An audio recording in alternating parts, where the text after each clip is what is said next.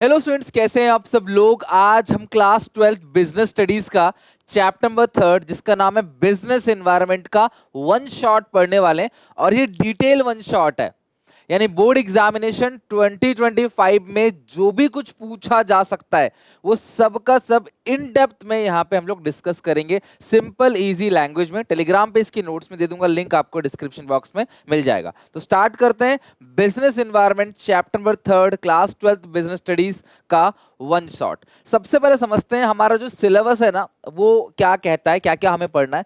According to CBSE syllabus, business environment का concept और importance, यानी कि हम फीचर भी पढ़ेंगे, नेचर, फीचर और इंपॉर्टेंस पढ़ेंगे। डायमेंशंस मोस्ट इंपॉर्टेंट है, क्लास 5 के 5 डायमेंशंस। और डीमोनेटाइजेशन का एक कॉन्सेप्ट है, यहां से आपको एमसीक्यू ज्यादा से ज्यादा देखने को मिल सकता है, तो वो हम टॉपिक पूरा कवर करेंगे, बट पेपर में 1 नंबर का एमसीक्यू भी आ सकता है। वेटेज की बात करूं, अप्रोक्सीमेटली 5 नंबर का 5 मार्क्स का ये वेटेज है।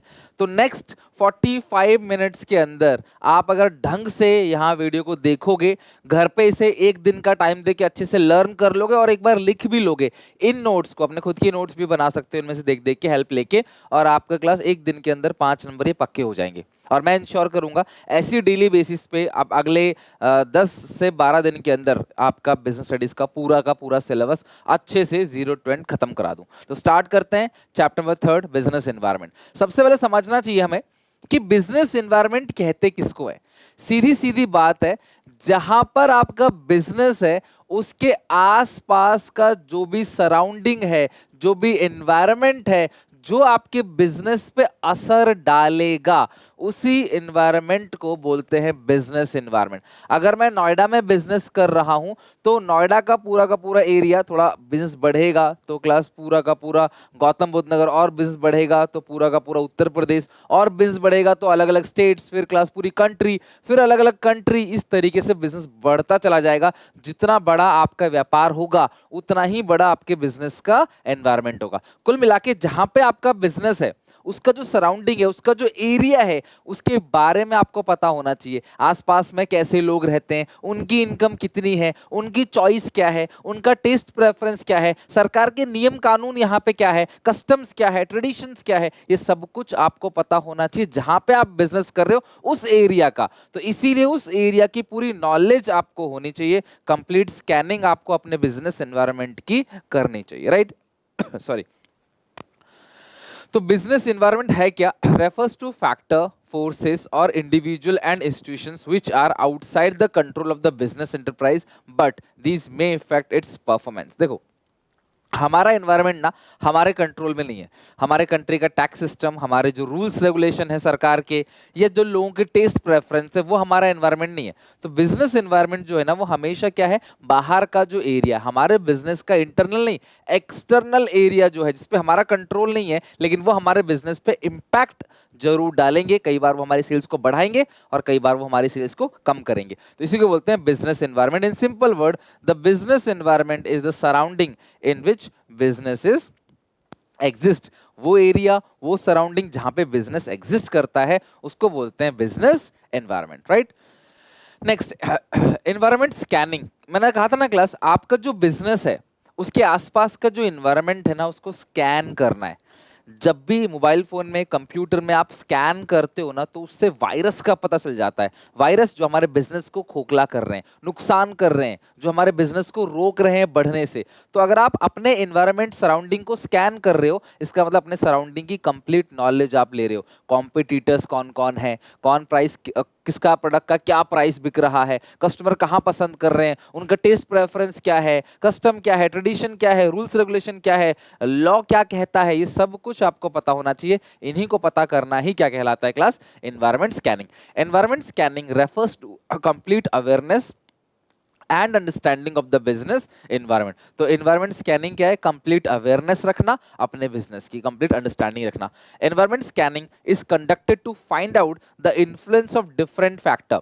हम क्यों करते हैं क्लास एनवायरनमेंट को स्कैन? ताकि हम जान सकें कि अलग अलग फैक्टर्स और अलग अलग पर्सन हमारे बिजनेस पे क्या इंपैक्ट डालते हैं, हमारे बिजनेस ट्रांजेक्शन पे क्या इंपैक्ट डालते हैं। तो कभी भी अगर हम अपने एनवायरनमेंट को स्कैन करेंगे, अपने बिजनेस के एनवायरनमेंट को स्कैन करेंगे, तो उसके लिए क्लास एक SWOT SWOT एनालिसिस होता है।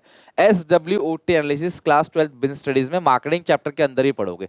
S फॉर हो गया स्ट्रेंथ। अगर आप बिजनेस एनवायरनमेंट को स्कैन करोगे तो आपको पता चलेगा कि आपकी स्ट्रेंथ क्या है, यार आपकी खास बात क्या है जो ग्राहक आपके पास आके आपका सामान ले रहा है। आपकी वीकनेसेस, ग्राहक क्यों औरों के पास जा रहा है आपके पास नहीं आ रहा, आपकी वीकनेसेस क्या है। अपॉर्चुनिटी, क्या मौका है आपके पास, है ना, मौका है, अगर आपने मौका का फायदा सबसे पहले उठाया तो सबसे ज्यादा एडवांटेज आपको मिलेगा। और फिर क्या है क्लास, थ्रेट्स, क्या क्या वार्निंग्स है। थ्रेट का मतलब धमकी, यानी वार्निंग्स, क्या क्या चेतावनी आपको मिल रही है कि भाई बंद कर दो, ये चीज खत्म कर दो, नहीं तो आगे चल के दिक्कत होगी। तो अगर आप अपने एनवायरनमेंट को स्कैन करोगे ना तो आपको अपनी स्ट्रेंथ, वीकनेस, अपॉर्चुनिटी और थ्रेट्स का पता चलेगा। बिजनेस एनवायरनमेंट ना हमेशा ध्यान रखना, अगर हम अपने एनवायरनमेंट को स्कैन करेंगे, स्टडी करेंगे तो हमें दो चीजें मिलेंगी उससे। सबसे पहला है क्लास कॉन्स्ट्रेंट्स और दूसरा क्या है क्लास अपॉर्चुनिटी। कॉन्स्ट्रेंट्स बेसिकली क्या होता है, थ्रेट, यानी क्या क्या चीजें हमारे बिजनेस को नुकसान पहुंचा सकती हैं, वो तो हम बचेंगे भाई, ये चीज नहीं करें। और अपॉर्चुनिटी मतलब कौन फर्स्ट मूवर एडवांटेज लेगा, कौन सबसे पहले इस कदम को उठाएगा। जैसे जब मारुति अपना बिजनेस का स्केल बढ़ाने वाला था ना, तो नेरोलैक को पता था अगर गाड़ियां ज्यादा बनेंगी, प्लांट खरीदा जा रहा है, पैसे इन्वेस्ट किए जा रहे हैं, तो मारुति कल को बहुत बड़ा होने वाला है, तो ज्यादा गाड़ियां बेचेगा, छोटी छोटी सेगमेंट में गाड़ियां लेके आएगा जो इंडियन लोगों को पसंद है, हाई माइलेज वाली गाड़ियां, 4 5 7 8 10 लाख की गाड़ियां।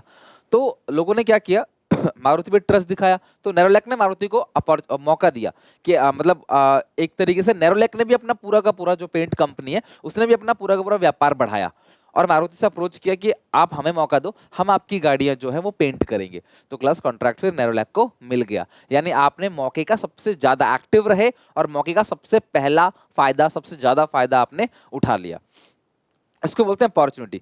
तो बिजनेस एनवायरनमेंट को स्कैन करने से आपको क्या मिलता है, कॉन्स्टेंट यानी वायरस, थ्रेट, और साथ में क्या मिलता है, अपॉर्चुनिटी। कॉन्स्टेंट क्या होता है, कॉन्स्टेंट और threat refers to the conditions which restrict the business activity. Constant मतलब जो आपके बिजनेस एक्टिविटी को रोकता है, जबकि अपॉर्चुनिटी क्या है, जो आपके बिजनेस एक्टिविटी को ग्रो करने में, एक्सपैंड करने में आपकी मदद करता है। तो एनवायरनमेंट को स्कैन करना जरूरी है क्योंकि उससे हमें मिलता है कॉन्स्टेंट और थ्रेट्स, राइट। गला थोड़ा खराब है तो थोड़ा माफ करना, बट एंड तक वीडियो को देखना, डेफिनेटली एक चैप्टर आज आप सीख के जाओगे, है ना, फिर आपका लोड कम हो जाएगा कि हाँ यार एक चैप्टर हमने पूरा अच्छे से पढ़ लिया है और 12 ही चैप्टर हमारे बिजनेस के अंदर है, ठीक है। नेक्स्ट है फीचर्स, कैरेक्टरिस्टिक्स या नेचर ऑफ बिजनेस एनवायरनमेंट। एक एक करके सारे फीचर्स पढ़ेंगे बच्चों, मैं इस पर टिक कर रहा हूं, मोस्ट इंपोर्टेंट। आपके एग्जामिनेशन में सबसे ज्यादा चांसेस है कि आपको 1 मार्कर में फीचर्स पूछ लिए जाए। सीयूईटी के लिए भी ये बहुत इंपॉर्टेंट है, फीचर्स ऑफ बिजनेस एनवायरनमेंट। तो 5 यहाँ पे, सॉरी 7 फीचर्स है। External forces, specific and general, inter related, uncertainty, dynamic, complex और रिलेटिविटी। एक एक करके डिटेल में पढ़ते हैं। सबसे पहला फीचर है ऑल एक्सटर्नल फोर्सेस। देखो बिजनेस एनवायरनमेंट में जितना भी फोर्स आ रहा है ना, वो बाहर से आ रहा है, कंपनी के अंदर से कुछ नहीं आ रहा, कंपनी के बाहर से आ रहा है, इसलिए इसको क्या बोलते हैं, एक्सटर्नल फोर्सेस। दूसरा स्पेसिफिक एंड जनरल फोर्सेस। ध्यान समझना, बिजनेस एनवायरनमेंट को 2 तरह के फोर्स अफेक्ट करते हैं। सबसे पहला स्पेसिफिक फोर्स, दूसरा है जनरल फोर्स। नाम से पता पड़ रहा होगा, जनरल फोर्स का मतलब क्या है, जो फोर्स सारे के सारे इंडस्ट्री पे इंपैक्ट डालेगा, सबको नुकसान होगा या सबको फायदा होगा, this is called general force. और स्पेसिफिक फोर्स मतलब क्या है, सिर्फ आप ही को फायदा या आप ही को नुकसान होगा। स्पेसिफिक फोर्स के अंदर क्या क्या आता है, सप्लायर। अगर आपके साथ, आपके सप्लायर का आपसे खराब रिलेशनशिप है तो वो आप ही को नुकसान पहुंचाएगा, पूरे इंडस्ट्री को नहीं। दूसरा इन्वेस्टर, कस्टमर। आपके कस्टमर के साथ आपका अच्छा रिलेशन नहीं है तो वो आपके बिजनेस पे इंपैक्ट डालेगा, पूरे इंडस्ट्री पे नहीं। समझ रहे हो बात को। तो कस्टमर, इन्वेस्टर्स, सप्लायर, ये सब आते हैं स्पेसिफिक फोर्स, जो क्लास स्पेशली आपके बिजनेस को डायरेक्टली और इनडायरेक्टली इंपैक्ट डालेगा। लेकिन जनरल फोर्सेस कौन से होते हैं, ये सोशल, पॉलिटिकल, लीगल, सरकार ने कानून बदल दिया, सबके लिए बदलेगा कानून, टेक्नोलॉजिकल, ये सब सारे के सारे एंटरप्राइज, जितने भी लोग बिजनेस कर रहे हैं ना, सबके एंटरप्राइजेस पे क्लास डायरेक्टली इंपैक्ट डालेंगे, डायरेक्टली नुकसान पहुंचाएंगे या फायदा पहुंचाएंगे। तो जनरल मतलब सबके लिए, स्पेसिफिक मतलब स्पेसिफिक बिजनेस के लिए। तो जनरल के अंदर क्या क्या आता है, economical, political, social, legal, technological, जो 5 डायमेंशन हम पढ़ने वाले आगे, इन पांचों तरीके से, चाहे सोसाइटी चेंज हो जाए, सरकार बदल जाए, नियम कानून चेंज हो जाए, नई तकनीक आ जाए, तो ये सब पे इंपैक्ट डालेगा जितने भी लोग काम कर रहे हैं उस इंडस्ट्री के अंदर। लेकिन जो स्पेसिफिक फोर्स है वो सिर्फ आपके बिजनेस पे इंपैक्ट डालेगा। तीसरा है इंटर रिलेशन, ठीक है। Third is inter relation. Read करो एक बार। All the forces and factors of business environment are inter related. जितने भी फैक्टर्स और फोर्सेस है ना बिजनेस एनवायरनमेंट का, वो एक दूसरे से जुड़े हुए हैं। For example, with inclination of youth towards western culture, जैसे जैसे लोग वेस्टर्न कल्चर को फॉलो करते चले जा रहे हैं तो फास्ट फूड की डिमांड जो है वो बढ़ती चली जा रही है। तो वेस्टर्न कल्चर का अगर लोग वो कर रहे हैं, फॉलो कर रहे हैं, तो उसका इंटर रिलेटेड क्या है, फास्ट फूड, वो बढ़ेगा। तो इसको बोलते हैं इंटर रिलेटेड। दूसरा, जैसे जैसे आजकल ना क्लास हेल्थ अवेयरनेस बढ़ती चली जा रही है, आप इंस्टाग्राम पे, यूट्यूब पे बहुत सारी health fitness related video, yoga, gym, इनकी वीडियोस, मेडिटेशंस, इनकी वीडियोस जो है वो ज्यादा देख रहे हो, क्योंकि आजकल इतनी बीमारियां फैल रही ना, लोग इनको फॉलो करना चालू कर रहे हैं, जिसकी वजह से वो क्या रहा है, raise the demand of organic food. तो organic food, oil free food, roasted food, gym, yoga, इन सब, स्पा, इनकी डिमांड जो है बढ़ती चली जा रही है। तो ये शो करता है क्लास इंटर रिलेशन या इंटर रिलेटेड। आपको एक पैराग्राफ, सॉरी, आपको एक पैराग्राफ दे देगा, उसको पढ़ के पहचानना है कि कौन सा फीचर है बिजनेस एनवायरनमेंट का। चौथा है uncertainty. It is very difficult to predict the changes. Business में हजारों चेंज आते हैं बाहर से, लेकिन आप उस चेंज को प्रिडिक्ट नहीं कर सकते, है ना, कि यार चेंजेस क्या होने वाला है। This is called uncertain. तो बिजनेस एनवायरनमेंट ना बड़ा अनसर्टेन है, आप चेंजेस को प्रिडिक्ट नहीं कर सकते। For example, IT, fashion industry, frequent and fast changes are taking. तो आईटी में, फैशन इंडस्ट्री में बहुत चेंजेस आते हैं, तो आप पहले से चेंजेस को अडॉप्ट नहीं कर सकते, जिसको बोलते हैं क्लास अनसर्टेनिटी। आप पता नहीं कर सकते ना, अनिश्चित है, आप नहीं जानते कल को क्या चेंज होने वाला है। अगला है dynamic. Business environment is highly flexible and keep changing, it is not static और rigid. That is why it is essential to monitor and scan the business environment. Dynamic मतलब जहां पे फ्रीक्वेंट चेंजेस आते हैं, तो बिजनेस एनवायरनमेंट डायनामिक है। देखो, इससे पहले क्या था, अनसर्टेनिटी, आप नहीं जानते क्या चेंज आएंगे, लेकिन चेंज आएंगे ये तो पक्का है। दिस इज कॉल्ड डायनामिक, कि चेंजेस तो होंगे। अगला क्या है, कॉम्प्लेक्सिटी या complex. It is very difficult to understand the impact of the business environment on the companies. अब जो भी चेंज आ रहा है, उस चेंज का हमारे बिजनेस पे क्या इम्पैक्ट होगा, है ना, दिस इज कॉल्ड कॉम्प्लेक्स। बड़ा उलझा हुआ है, आपके बिजनेस पे क्या इम्पैक्ट होगा इसको पता करना बड़ा मुश्किल है। Although it is easy to scan the environment, but it is very difficult to know how these changes will influence the business decision. तो ये changes क्लास कैसे आपके बिजनेस पे इम्पैक्ट डालेंगे। कई बार एक छोटा चेंज आपके बिजनेस पे बहुत बड़ा इम्पैक्ट डाल सकता है, और कई बार एक बहुत बड़ा चेंज भी आपके बिजनेस पे खास इम्पैक्ट नहीं डालेगा। तो ये पता करना बड़ा मुश्किल है। For example, a change in government policy to increase the tax rate by 10% may affect the income of company by large. सरकार ने थोड़ा सा टैक्स रेट चेंज किया, लेकिन आपकी कमाई पे बहुत बड़ा असर पड़ गया। ऐसा हो सकता है कि थोड़ा सा चेंज है पर इंपैक्ट बहुत बड़ा है। तो ये हो गया कॉम्प्लेक्स। सेवेंथ है रिलेटिविटी। कभी भी इसका केस स्टडी आता है तो मैं क्लू बताता हूं आपको, कैसे पहचानोगे आप कि ये रिलेटिविटी है।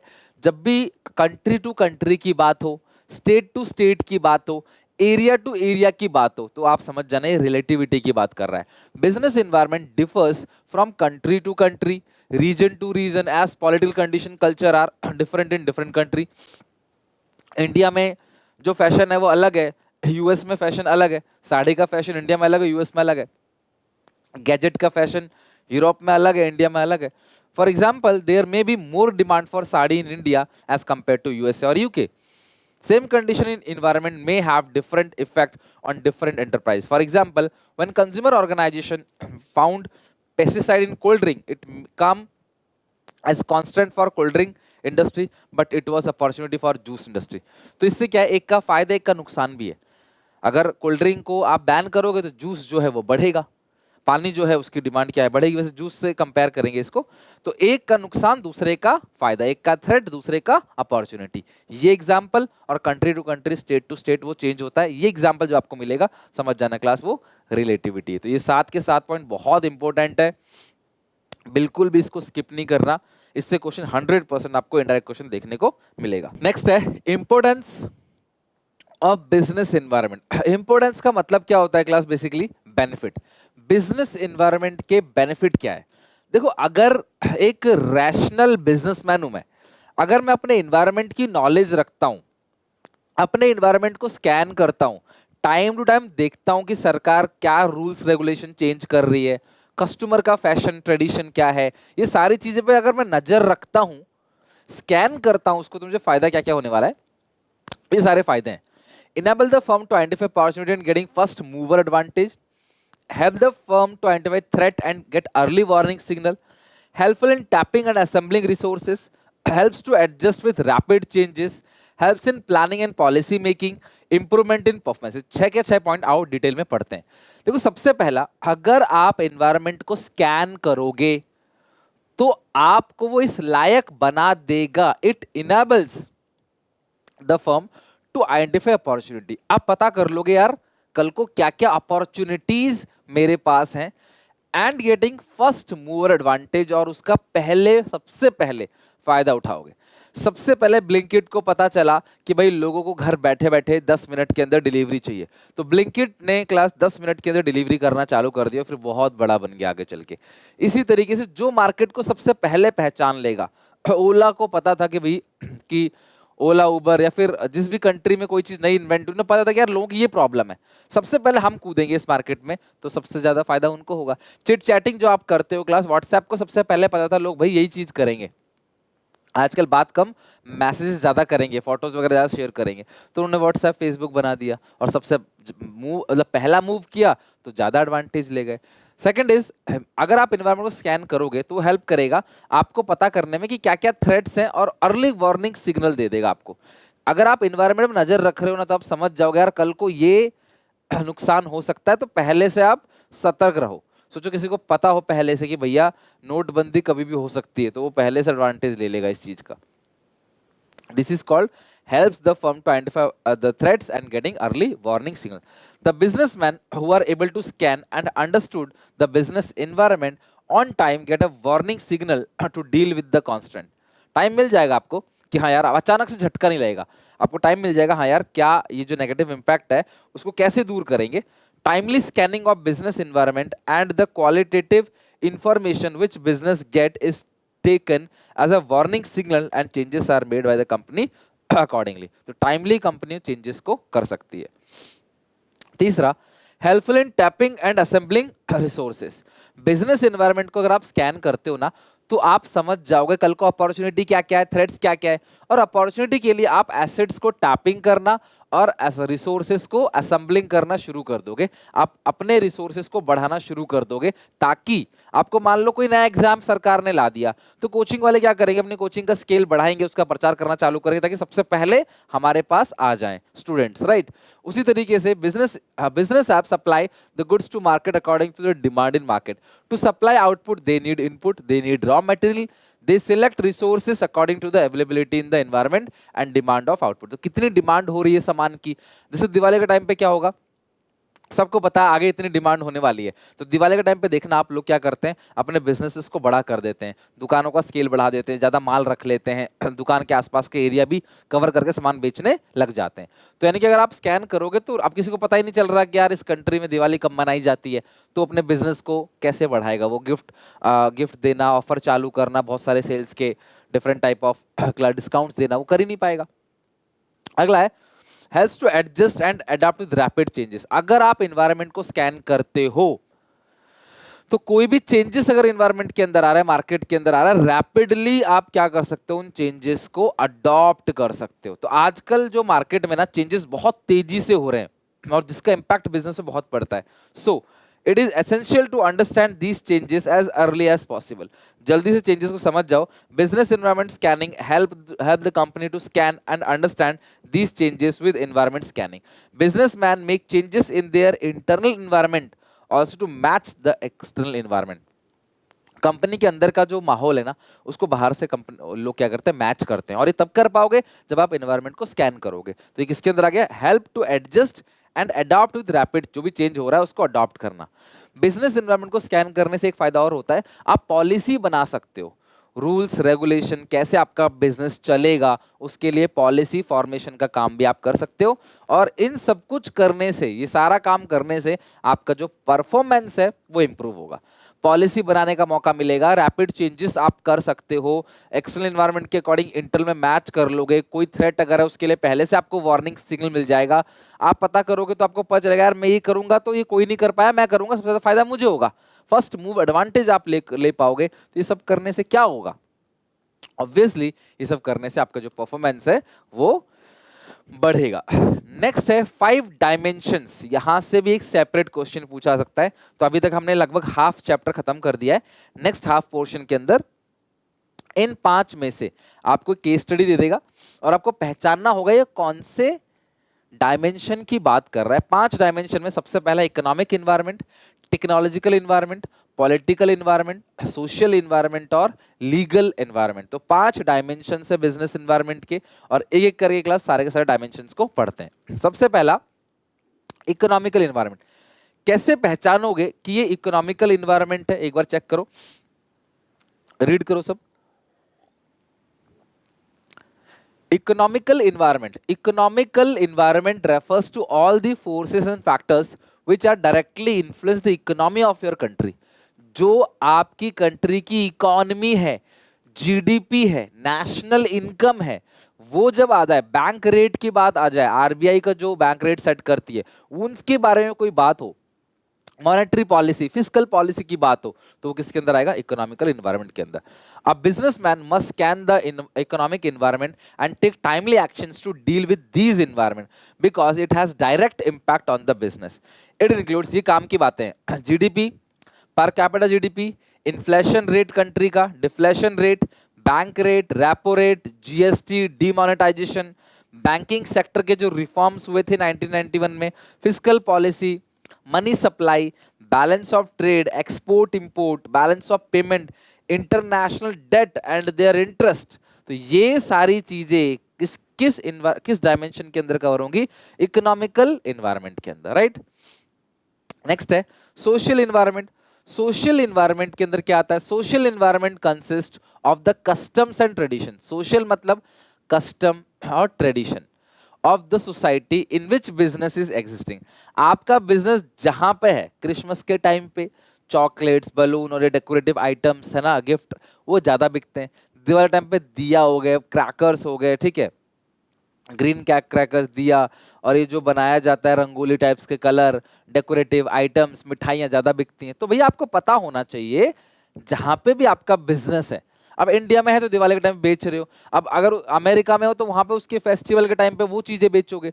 तो कहने का मेरा सेंस ये है कि आपको पता होना चाहिए कि आपका जो समाज है वो कैसा है, लोगों के फैशन, कस्टम, ट्रेडिशन, फेस्टिवल्स क्या क्या है, और इवन लोगों का जो लिविंग स्टैंडर्ड है, वो taste, preference, education level of people, है ना, लिविंग स्टैंडर्ड ध्यान रखना कि जो सोसाइटी में लोग रहते हैं, celebration of Diwali, Eid, Christmas, Guru Parv, increase the sale of sweet, greeting cards etcetera, reservation of job for minority, ये भी इसके अंदर आएगा, women empowerment, women health fitness trend, है ना, ये सारी, इक्वल स्टेटस फॉर वुमेन, ये सारी चीजें किसके अंदर आती हैं, सोशल एनवायरनमेंट के। तो ये बहुत जरूरी है याद करना कि कौन सी चीज कौन से डायमेंशंस के अंदर आती हैं।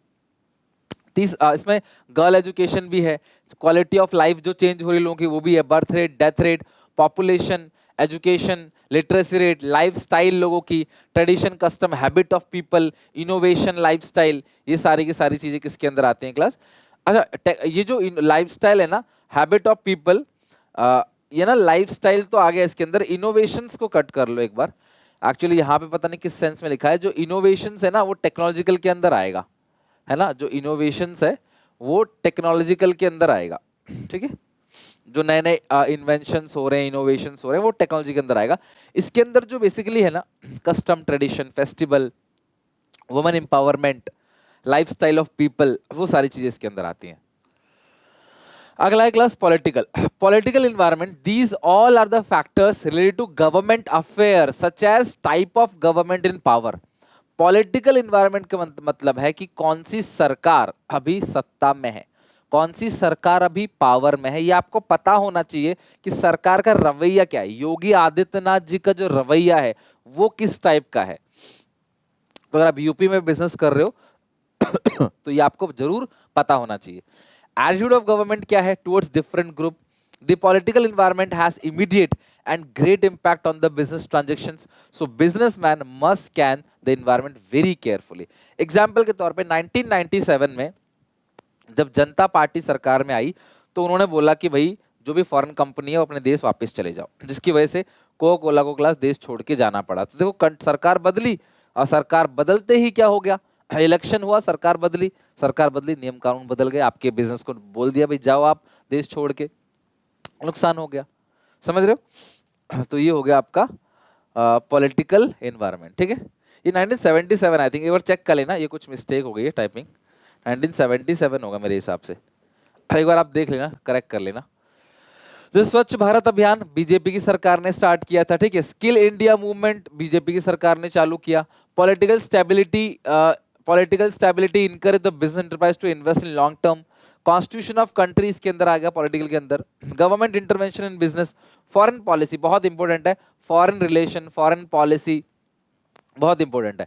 हमारी कंट्री का जो फॉरेन रिलेशनशिप है वो कैसा है, बहुत इंपॉर्टेंट है, ये आएगा पॉलिटिकल के अंदर। ठीक है, हमारा जो फॉरेन कंट्री के साथ रिलेशन है, अपने पड़ोसी देश के साथ जो रिलेशन है, वो क्लास पॉलिटिकल एनवायरनमेंट का पार्ट आएगा, ये आप ध्यान रखना। ठीक है, मेक इन इंडिया, स्वच्छ भारत है ना, प्रोडक्ट मैन्युफैक्चर में भारत, स्किल्स इंडिया मूवमेंट, ये सब पॉलिटिकल का है, बिकॉज सरकार ने चालू किया, एक पॉलिटिकल पार्टी ने इसको स्टार्ट किया आके, तो ये पॉलिटिकल एनवायरनमेंट का पार्ट कहलाएगा। राइट, नेक्स्ट है लीगल इन्वायरमेंट। अब नाम से ही पता पड़ रहा होगा कि कंट्री का जो लीगल प्रोसीजर है, कोर्ट का जो फ्रेमवर्क है, जो लॉ है, वो भी आपको पता होना चाहिए। अगर आप बिजनेस कर रहे हो जिस एरिया में, उस एरिया का, उस स्टेट का, उस कंट्री का आपको लॉ ही नहीं पता, तो ऑब्वियसली क्लास वो इलीगल काम करोगे तो आपका बिजनेस चलेगा कैसे। तो अपने जो लीगल लेजिस्लेटिव है वो आपको जरूर पता होना चाहिए। The management of every business enterprise has to obey the law of land. ये जो लॉ ऑफ लैंड है, यानी उस एरिया का जो लॉ है वो पता होना चाहिए। Therefore it is essential for every business enterprise to have adequate knowledge of rules and regulation form by the government. It includes, जो इसके अंदर आता है वो लॉ एंड लेजिस्लेटिव एक्ट इसके अंदर कवर है, एडमिनिस्ट्रेटिव ऑर्डर जो सरकार इशू करती है, इंडस्ट्रियल एक्ट, फेरा, FEMA, factories act, trade union act, legal policy of licensing and foreign trade, जो है जैसे सिगरेट के पैकेट के ऊपर लिखा रहता है ना, एक स्टैट्यूटरी वार्निंग होती है, इससे कैंसर होता है, तो वो सारे जो एडवर्टाइजमेंट ऑफ अल्कोहल जो है वो मना है। जो मतलब कि आपने देखा होगा कि टीवी पे ऐड नहीं आते है ना, जो अल्कोहल प्रोडक्ट होते हैं ना, दारू, इन सब के, सिगरेट, इनके क्लास ऐड जो है वो नहीं आते। जो मूवीज आप देखते हो, आपने कभी भी सिनेमा हॉल में, टीवी में, कहीं भी मूवीज देखा होगा तो नीचे लिखा रहता है डिस्क्लेमर टाइप में कि स्मोकिंग जो है वो किल्स है, या फिर मूवी स्टार्ट होते ही लिखा रहता है कि आपने देखा होगा कि हमने इसमें किसी जानवरों को कोई नुकसान नहीं पहुंचाया, जो दिखाया गया है किसी जानवर को मारते हुए भी जो दिखाया गया है वो सिर्फ काल्पनिक है, किसी धर्म समाज के लोगों को मतलब नुकसान पहुंचाना हमारा कोई इरादा नहीं है। ये सारी चीज स्टैट्यूटरी वार्निंग है, अगर आप कोई भी काम करते हो उसको आपने फॉलो करना पड़ेगा। एक लाइन हम हमेशा बताते हैं बच्चों को, ignorance of law is no excuse. आप लॉ नहीं पता ये कोई बहाना नहीं बना सकते। आप दुबई में जाते हो, वहां पे कूड़ा करकट फैलाना मना है, ओवर स्पीडिंग मना है, आपको पता नहीं है, ऑब्वियसली आप इंडिया से गए हो तो नहीं पता होगा, लेकिन आप ये बहाना नहीं मार सकते, आपको वहां पे लैंड का जो लॉ है वो फॉलो करना ही पड़ेगा। ये नहीं कि आप किसी को मर्डर कर दो, बोला अच्छा मर्डर करने पे तो जेल होती है, यार मुझे पता नहीं था, मुझे इस बार छोड़ दो, अगली बार जो है मैं ऐसा नहीं करूंगा, आप ये कभी नहीं कह सकते। तो ignorance of law is no excuse. तो आप अगर बिजनेस कर रहे हो तो जो बच्चों का जो सेरेलैक आता है, बच्चों का जो डब्बा आता है, दूध का डब्बा, उसमें लिखा रहता है माँ का दूध ही बच्चे के लिए सबसे अच्छा है, तो वो कंपनी को लिखना पड़ेगा। सोचो कितना नुकसान है उनका ऐसा लिखने से, बट हाँ लॉ है, आपको लिखना पड़ेगा, फॉलो करना पड़ेगा। इसको बोलते हैं लीगल एनवायरनमेंट। कोई भी नई टेक्नोलॉजी, आजकल बिजनेसेस जो है वो कस्टमर तक पहुंच रहे हैं सोशल मीडिया के थ्रू, तो सोशल मीडिया के थ्रू प्रचार करवाना, नई नई टेक्नोलॉजी लेके आना, advance technology, upgradation of technology, वो सब किसके अंदर आएगा? वो कोई भी टेक्नोलॉजिकल चेंज अगर दिख रहा है, आर्टिफिशियल इंटेलिजेंस, मशीन लर्निंग, वो सब किसके अंदर आता है? वो सब आता है, या चैट जीपीटी, ये सब आता है टेक्नोलॉजिकल एनवायरनमेंट के अंदर। तो ये आपने मशीन, वेंडिंग मशीन देखा होगा एयरपोर्ट पे, मेट्रो पे, आजकल मेट्रो पे ऑनलाइन टिकट आप जो है खुद ही टिकट ले सकते हो ऑनलाइन, आपको वहाँ पे जाके किसी से बात करने की जरूरत नहीं है। तो ये सब चीज़ किसके अंदर आता है? टेक्नोलॉजिकल एनवायरनमेंट के अंदर। तो सोशल मीडिया से अपने बिजनेस को प्रमोट करना सोसाइटल या सोशल नहीं है, वो टेक्नोलॉजिकल है। It refers to change taking place in the method of production, use of new equipment and machinery to improve the quality of product. Technological changes always bring quality improvement and more benefit for customer. Digital watches close the business of traditional watch. जब digital watch आया तो traditional watch का धंधा खत्म. आज watch से ही call कर सकते हो, वॉच से ही बॉडी की चीजों को आप मेजर कर सकते हो, बहुत सारे बेनिफिट्स हैं. एलईडी आया तो टीवी, पुराने टीवी रिप्लेस हो गए. फोटोकॉपी मशीन आई तो कार्बन पेपर का बिजनेस खत्म हो गया. कार्बन पेपर शायद आपने देखा भी ना होगा. कार्बन पेपर आता है, उसमें लिख के पहले हम लिखते थे पर्ची रिपीट करने के लिए. आज के प्रिंट मारते हैं, 4 कॉपी निकालते हैं, 1 कॉपी कस्टमर को दे देते हैं. This leads to development of IT sector, scientific improvement, improve in computer technology, rocket science, online booking, laser operations. ये सारी की सारी चीजें किसके अंदर आती हैं? टेक्नोलॉजिकल एनवायरनमेंट के अंदर, राइट. लास्ट टॉपिक हमारा डीमोनेटाइजेशन. आप सबको पता है 8 नवंबर 2016 मोदी जी ने क्लास अनाउंस कर दिया, आज रात 12 बजे से पुराने 500 और 1000 के जो नोट है वो लीगल टेंडर नहीं रहेंगे, वो बंद हो जाएंगे और नए 500 के और 2000 के नोट इशू किए जाएंगे. तो आपके घर में जितने भी पुराने 500 और 1000, तब क्लास 500 और 1000 के नोट लगभग 86% सर्कुलेशन ऑफ मनी था. मतलब पूरे देश के अंदर 100 अगर नोट है तो 86 नोट 500 और 1000 के थे, बाकी तो 150 के, 10 के, 20 के. तो सरकार ने बोला कि हर एक इंसान जो है वो अपने पुराने नोट्स को बैंक में देके बैंक से नए नोट ले ले, ताकि ये पता पड़े किसने कितना पैसा छुपा रखा है, और बैंक के सामने वो सब कुछ आ जाएगा, बैंक सरकार को डिटेल दे देगी. तो इसको बोलते हैं क्लास, बहुत बड़ा दिन था डीमोनेटाइजेशन यानी कि नोटबंदी. It is a situation when the central bank of a country withdraw the old currency notes of certain denomination. ठीक है, 500 और 1000 के नोट को 8 नवंबर 2016 को सरकार ने 500 और 1000 के नोट को बंद कर दिया गया, जो महात्मा गांधी सीरीज के नोट थे. It is also announce the issuance of new 500 और 2000 के नोट. फिर बाद में 2000 के नोट को भी बंद कर दिया. अभी आपको 2000 के नोट नहीं दिखते होंगे. In exchange of more than, इसमें हुआ क्या, 105 लोगों की डेथ हो गई, बहुत भीड़ लगी, कई नौकरियां खतरे में पड़ गई. अमीरों को पकड़ने की बात की गई थी, लेकिन गरीबों का नुकसान हो गया, बेचारों को लाइन में लगते लगते 15 लाख नौकरियां चली गई. 500 1000 के नोट बहुत ज्यादा थे कंट्री के अंदर, और सारा पैसा लगभग वापस आ गया. जितना पैसा देश के अंदर था उसका 99.3% जो पैसा है वो बैंक सिस्टम में वापस आ गया. तो अमीरों ने गरीबों को पकड़वा के लाइन में लगवा के, बैंक के जो मैनेजर्स हैं उनको घूस खिला खिला के अपने सारे पैसे वाइट कर लिए. पकड़े वो गए नहीं जिनको पकड़ना था. ठीक है, ये बहुत इंपॉर्टेंट है. एम ऑफ डिमोनेटाइजेशन, सरकार ने किया क्यों था? सबसे बड़ी चीज करप्शन खत्म करने के लिए. जो भी करप्शन होता है वो पैसा ब्लैक में लिया जाता है, व्हाइट में लिया जाता है ना. जो भी करप्शन है वो पैसा मतलब कि कैश में लिया जाता है, ब्लैक में लिया जाता है, व्हाइट में नहीं लिया जाता. तो सरकार, लोग क्या करते हैं, वो सारा पैसा घर में रखे रहते हैं, रखे रखे रखे रखे इकट्ठा हो जाता है. आपने देखा होगा ना कि सीबीआई ने रेड कर दी, इतने सारे नोट मिले, दीवारों पे चिन्हवा रखा था नोट, है ना, भर भर के 5 करोड़ 6 करोड़. तो वो क्यों मिलते हैं? बैंक में लेंगे तो पता पड़ जाएगा, सारी चीज दिखेगी, बैंक के अंदर छुपा नहीं सकते, इसीलिए वो कैश में लेते हैं. तो करप्शन खत्म करना, इलीगल एक्टिविटी को खत्म करना, सर्कुलेशन ऑफ ब्लैक मनी जो है वो ना हो मार्केट के अंदर, टेरर फंडिंग, जो आतंकी हमले होते हैं उनको पैसा कैश में दिया जाता है, टैक्स की चोरी को रोकना और कैशलेस इकोनॉमी को प्रमोट करना. सरकार चाहती है कि सारी चीजें बैंक्स के थ्रू हो, ताकि सरकार की नजर में रहे सारी चीजें, कौन कितना पैसा कमा रहा है और उसके अकॉर्डिंग टैक्स पे कर रहा है कि नहीं कर रहा. आपने 100 रुपए कमाया, सरकार को 70 दिखाया. मान लो मैं ही हूं, मैं 100 रुपए कमा रहा हूँ, 30 रुपए कैश में कमा रहा हूँ, 70 रुपए मेरे अकाउंट में आ रहा है. ठीक है, अभी 30 रुपए मैं कैश में कमा रहा हूँ, वो सरकार को तो पता ही नहीं चलेगा ना 30 रुपए कैश में कमा रहा हूँ. सरकार को क्या पता कैश में कमा रहा हूँ, किसी को नहीं पता. तो मैं इस पर टैक्स नहीं देता, मैं सिर्फ इस पर टैक्स देता हूँ. मैं एक एग्जाम्पल ले रहा हूँ.